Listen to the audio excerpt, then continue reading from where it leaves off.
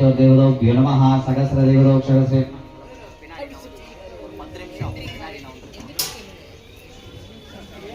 அதற்கடுத்தபடியாக வள்ளி தேவசேனா சமேத சிவ சுப்பிரமணிய சுவாமி ரக்ஷாபந்தனம் என்று சொல்லக்கூடிய காப்பு கட்டும் நிகழ்வானது நடைபெற்றது.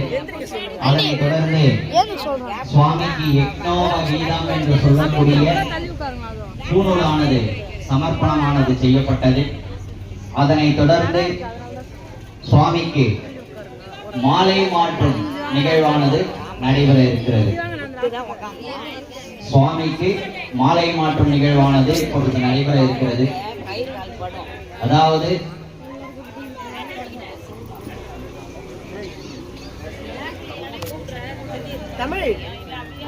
மனிஷாவுடைய திருக்கல்யாணத்திற்கும் சுவாமியினுடைய திருக்கல்யாணத்திற்கும் நிறைய வேறுபாடுகள் உண்டு. மனிஷாவுடைய திருக்கல்யாணத்துல பார்த்தேன்னா 36 வகையான சாங்கியங்கள் உண்டு. யாருக்காவது தெரியுமா? 4 6 7 முகூர்த்தம் வைக்கிறோம், ஏதோ ஐயர் வந்தாரு, மாங்கல்யம் எடுத்து கொடுத்தாரு, தாலி கட்டணம் முடிஞ்சிருக்கு. ஆனா அந்த 1.5 மணி நேரத்துல 36 சாங்கியங்கள் செஞ்சாகும். ஒரு திருமணத்துல பார்த்தேன்னா முகூர்த்த கால் பந்தக்கால ஆரம்பிச்சு கடைசி மெட்டி அணியிரும் வரை 36 வகையான சாங்கியங்கள் உண்டு.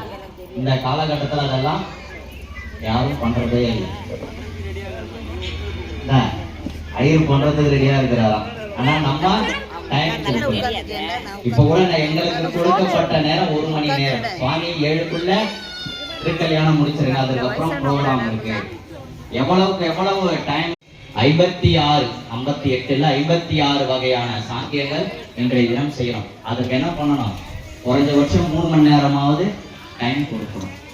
ஒவ்வொரு சாங்கியத்திற்கும் ஒவ்வொரு விளக்கங்கள் கொடுக்க நாங்க ரெடியா இருக்கோம். அதுகளே நீங்க எல்லாம் கொஞ்சம் நகரணும்.